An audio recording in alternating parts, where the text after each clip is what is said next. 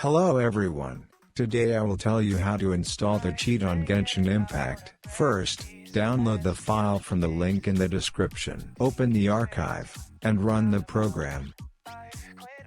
The password for the archive, miHoYo.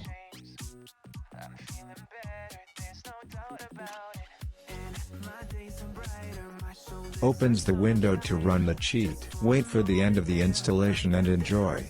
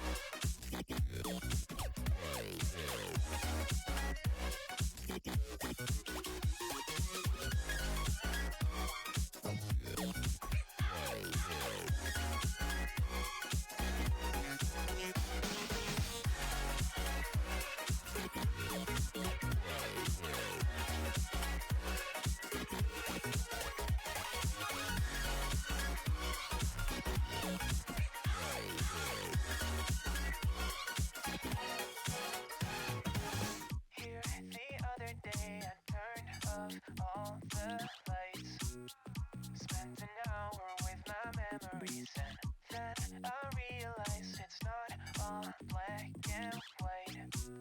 Like I was colorblind, but mentally, yeah. Now my days are brighter, just no longer feeling tighter.